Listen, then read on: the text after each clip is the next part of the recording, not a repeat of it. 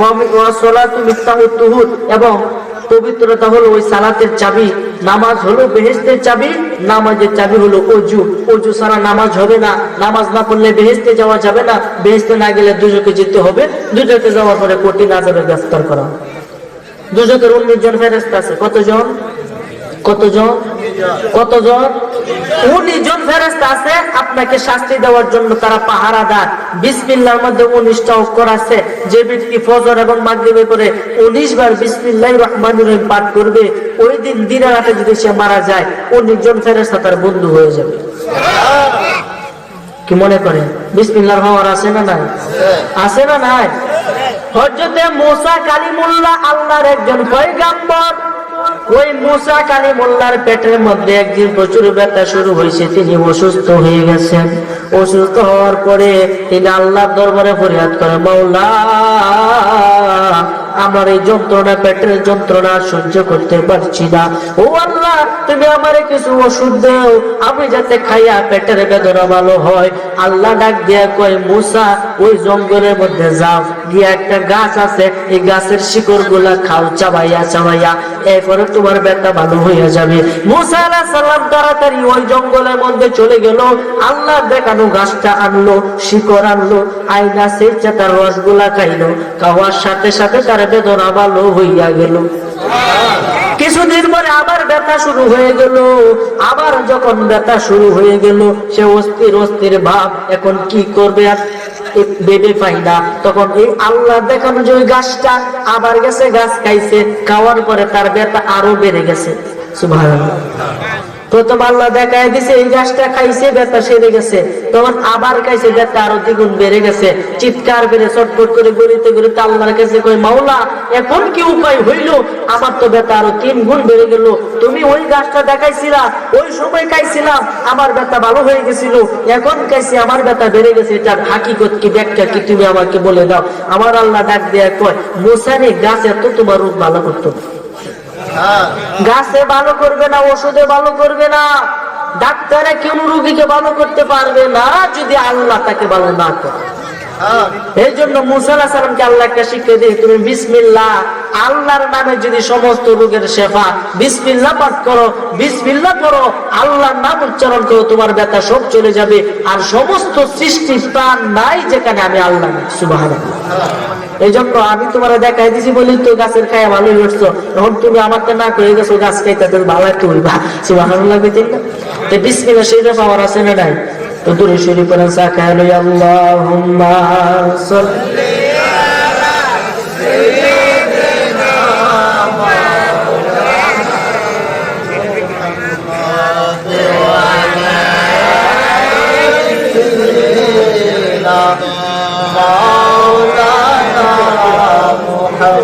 আল্লাহুম্মা সাল্লি আলা সাইয়্যিদিনা মাওলানা মুহাম্মদ ওয়া আলা আলি সাইয়্যিদিনা মাওলানা।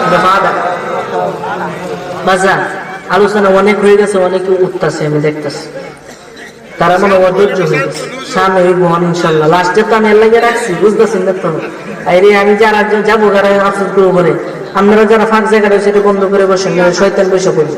ফাঁক জায়গাটা বন্ধ করে বসেন, ইনশাল্লাহ আলোচনা কিন্তু এখানে সমাপ্ত। এখন শানে হইব, কথা কোন ঠিক না বেটি? শানের উপরে আজকা টেস্ট করব। আপনাদেরকে একটা কথা কই, পৃথিবীকে একদিন থাকবে, কোনটা কোন থাকবে, এর উপর একটা শান কই। শোনেন বন্ধুগণ, শোনেন বন্ধুগণ, দিয়া মন কিয়ামতের কাহিনী, কিয়ামতের আগে কি হবে শোনেন ভাই ভগিনী। আমি বলে যাই, আমি বলে যাই, হাই রে হাই করি কি উপায়, ওরে আজরাইল সামনে আইলে কারো রেহাই নাই। শুনি কোরআনেতে, শুনি কোরআনেতে, হাদিসেতে বলছে মালিক সাহেব, এক নিমিষে ছাড়তে হবে মিশাই দুনিয়ায়। তোমার ধন সম্পদ, তোমার ধন সম্পদ, জায়গা জমি সবে রইবে পড়ে, 3.5 হাত মাটির গড়ে হইবে ঠিকানা। থাকবা আজীবন, থাকবা আজীবন বন্ধুগণ, আমি যাই বলিয়া কিয়ামতের কাহিনী বলি শোনো মন দিয়া, যেদিন কিয়ামত হবে, ও যেদিন কিয়ামত হবে, ও যেদিন কিয়ামত হবে। সুবহানাল্লাহ। কোন দিন জানি আসবে গ্রেফতারি জগৎবাসী রে, কোন দিন জানি আসবে গ্রেফতারি।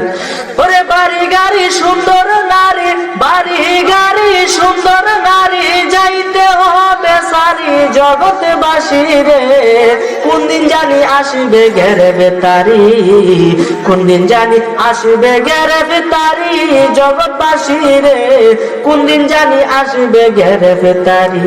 ধন সম্পদ জায়গা জমি সঙ্গে নাহি যাবে, 3 টুকরা মার্কিন কাপড় তোমার সঙ্গী হবে, 3 টুকরা সাদা মার্কিন তোমার পরাইয়া, 3.5 কবর ঘরে আসিবে শুয়াইয়া।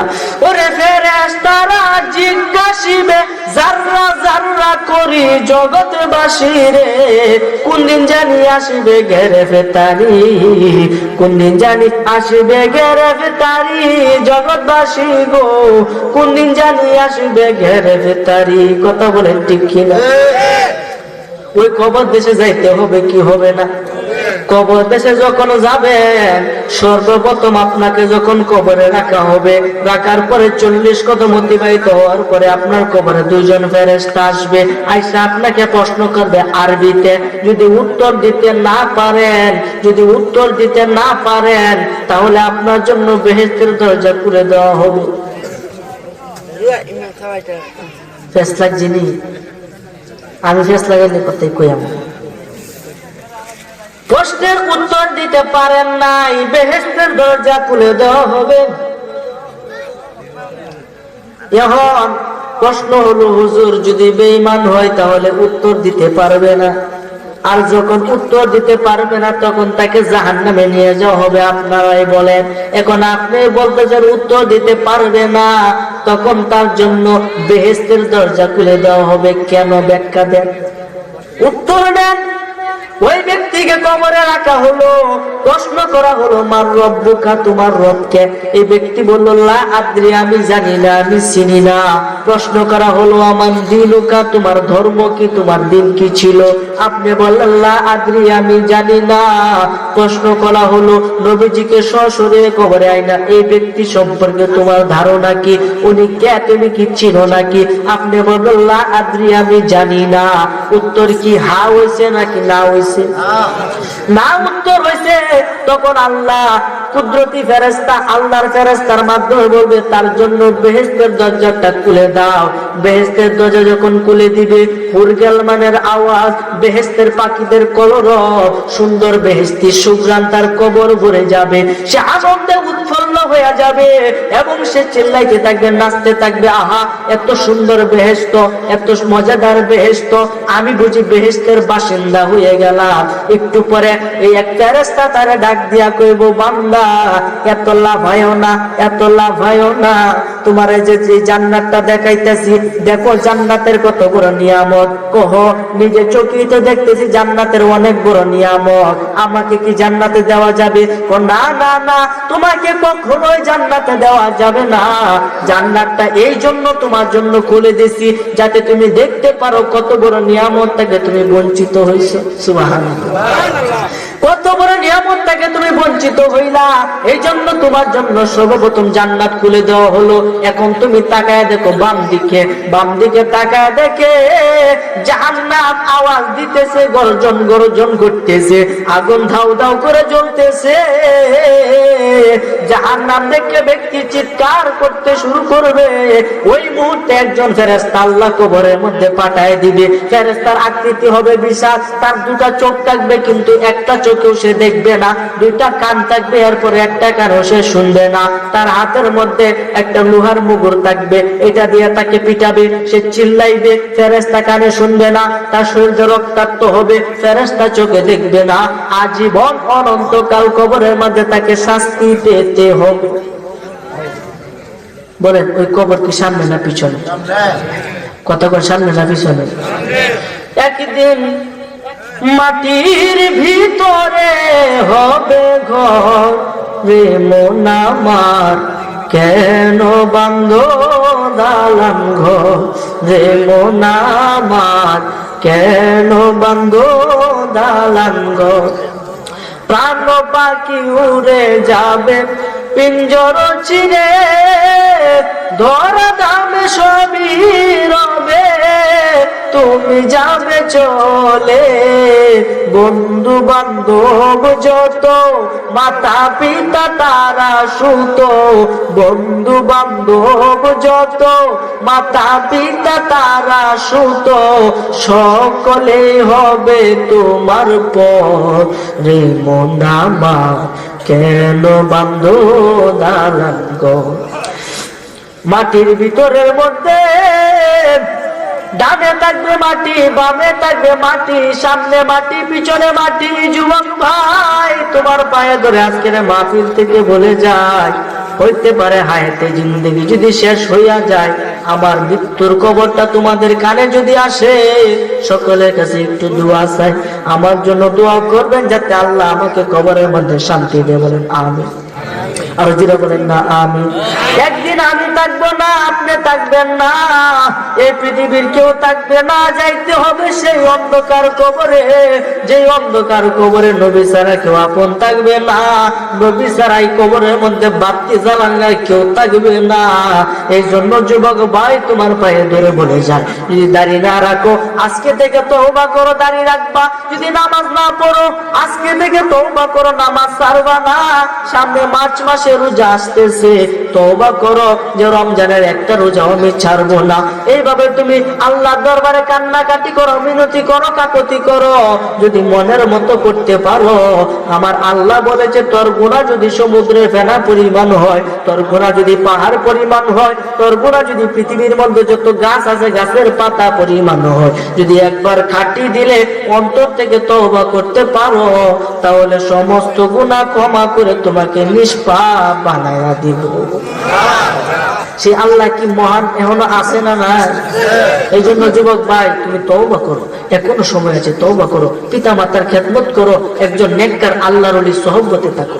পিতা মাতার খেদমত দরকার আছে না নাই? নামাজ দরকার আছে না নাই? আজকালকে সবকিছুই হয়, নামাজ হয়, রোজা হয়, সব হয়, মাগার বাড়িতে গিয়ে পিতা মাতার সাথে অশান্তি হয়। কথা বল ঠিক কিনা? আরে বেটা, তোমার 9 মাস 40 দিন তোমার মায়ের উদরের মধ্যে রাখছে, রাখার পরে দিয়া তোমার এই দুনিয়ার মধ্যে আনছে, আইনে তোমার বড় করছে, 18 বছর বয়স হয়েছে, তোমাকে বিয়ে করাইছে, এখন বউ নিয়ে যাও শহর। ঠিক না বেঠে? আরে কথা বললে ঠিক না বেঠে? 2 দিনে বউ হয়ে যাও শহর লইয়া ডাক্তার, এদিকে মা অসহায়, তুমি টাকা পাঠাও, আর তোমার টাকার মধ্যে তুতু নিক্ষেপ করি, এই টাকার কোনো মূল্য আসবে না যদি না তোমার কোনো টাকা নাই, গরিবী হাল, একদিন খাইলে একদিন খাইতে পাও না।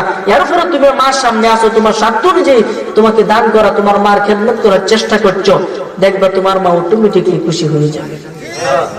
তখন তুমি দূরাই থেকে লক্ষ লক্ষ টাকা পাঠাইতেছো, বলেন সুখ বলতে কিছু আছে? এই পরিবারে সুখ নাই। এই জন্য আমার ভাইরা, বাবারা, বন্ধুরা, পিতা মাতা যাদের বেঁচে আছে তাদের খেদমত করবেন। মনে রাখবেন, আল জান্নাতু তাহতা আকদামিল উম্মাহাত, পিতা মাতার পায়ের নিচে সন্তানের বেহেশত।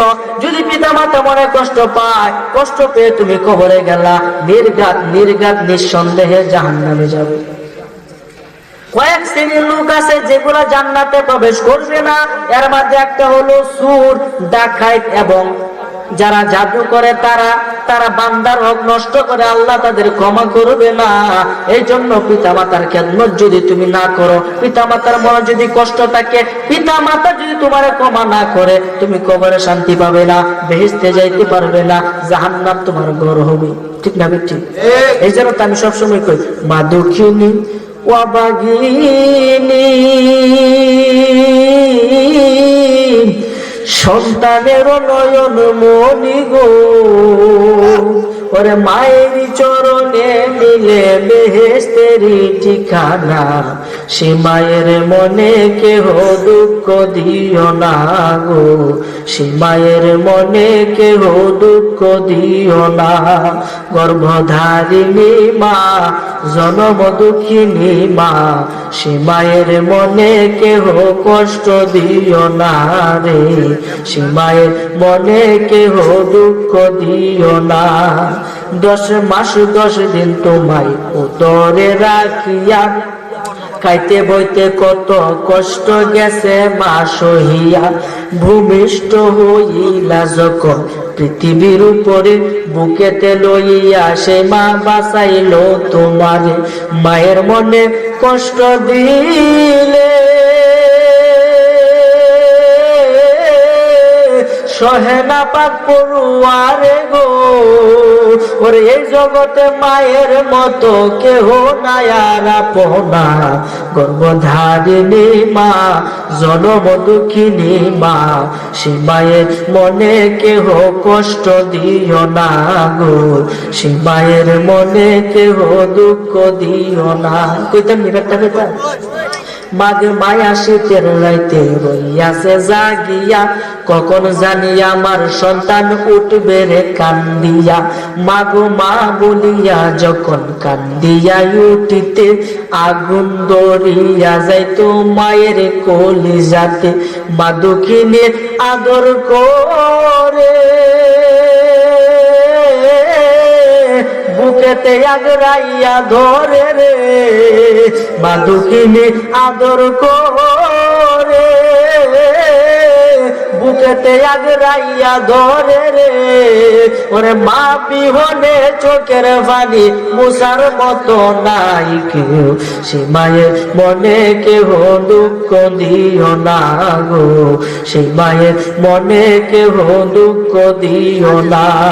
মা দক্ষিণী অবাগিনী সন্তানের নয়ন মনি গো, ওরে এই জগতে মায়ের মতো কেহ নাই আর আপনা।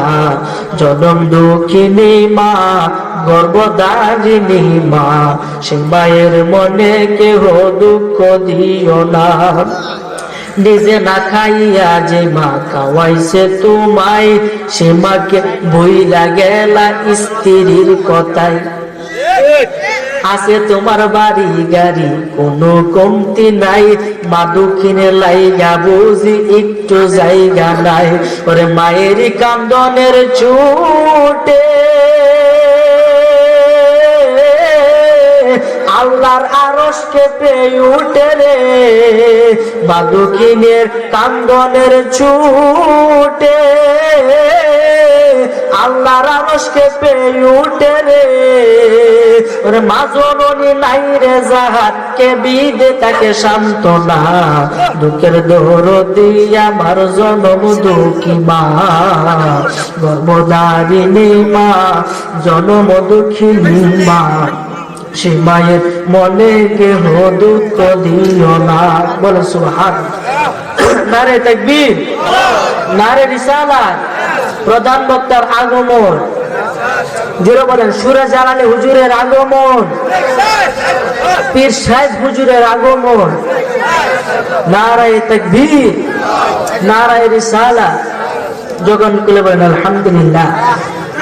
যাই হোক, অনেকক্ষণ আপনাদের সাথে কথা বলছি, আপনারা কেউ মনে কষ্ট নিছেন? কষ্ট নিছেন? সকালে উঠতে আবার এই যে মেম্বার সাহেব কেউ গালি টেলে দিন আছে, তারে কইবেন যে আনছু যে নি কইছি আমরা সন্তুষ্ট আছি, তার একটু সান্ত্বনা দিবেন, সব পারবেন ইনশাআল্লাহ। তার জন্য একটু দোয়া করবেন। অত্যন্ত পাগল, অত্যন্ত আমাকে আদর করে, আমাকে বুকে রাখতে চাই ইনশাআল্লাহ। আল্লাহ তার হায়াতে বরকত দান করে, বলেন আমিন। আগামীতে যদি আমি বাঁচি ইনশাআল্লাহ তার দাওয়াত আমি রক্ষা করার চেষ্টা করব। ফেব্রুয়ারি 1 তারিখ ইনশাআল্লাহ। মনে থাকবে তো সবার ইনশাআল্লাহ। সর্বশেষে হুজুরের কাছে অনুমতি নিয়ে 2-1টা আমলের কথা বলতাম। হুজুরে বলছে 2-1টা আমল বলবো ইনশাআল্লাহ। 1 নাম্বার 5 ওয়াক্ত নামাজ তো পড়বেন। মা মহিলারা এসেছে, তাদের উদ্দেশ্য 5 টাকা যদি কোনো মা মহিলারা করে, নিঃসন্দেহে সেই ব্যক্তি বেহেশতে যাবে। এই মা মহিলাদেরকে উদ্দেশ্য করে আমি বলতেছি, 1 নাম্বার নামাজ পড়া, 2 নাম্বার রোজা রাখা, 3 নাম্বার স্বামীর খেদমত করা, 4 নাম্বার এই রমজান মাসে রোজা রাখা। তো বলছি নামাজ পড়া, রোজা রাখা, স্বামীর খেদমত করা এবং পর্দায় থাকা। কটা হইল? এই 60 টাকা যদি কোনো মা মহিলারা করতে পারে সেই ব্যক্তি বেহেশতে যাবে, বলেন না সুবহানাল্লাহ। আর পুরুষের জন্য আছে 5টা কাজ। 5টা কাজের প্রথমটা হলো 5 ওয়াক্ত নামাজ কায়েম করবেন, এরপরে রমজান মাসে রোজা রাখবেন, এরপরে আল্লাহর হুকুম মানার চেষ্টা করবেন। 4 নাম্বার চেষ্টা করে আল্লাহর হুকুম মানতেই হবে। 4 নাম্বার নবীর সুন্নাত মোতাবেক জীবন যাপন করবেন। 5 নাম্বার নবীর উপর বেশি বেশি দুরূদ শরীফ পড়বেন। পারবেন না ইনশাআল্লাহ? ইনশাআল্লাহ এগুলা করার চেষ্টা করবেন। এবং কিছু আমল আছে এগুলো 5 ওয়াক্ত নামাজের পরে পড়ার চেষ্টা করবেন। হুজুর আইছে, উনি আপনাদেরকে আধ্যাত্মিক বিষয়ে কথা বলবে। আল্লাহ তার হায়াতে বরকত দান করে। আমি যে কথাই বলেছি আল্লাহ যেন আমাকে সর্বোত্তম এবং দ্বিতীয়ত আপনাদেরকে সঠিক বুঝ এবং আমল করার তৌফিক দান করে, বলেন আমিন। হাদা ওয়া আখিরি দাওয়ানা আনিল হামদুলিল্লাহি রাব্বিল আলামিন। আসসালামু আলাইকুম ওয়া রাহমাতুল্লাহি ওয়া বারাকাতুহু।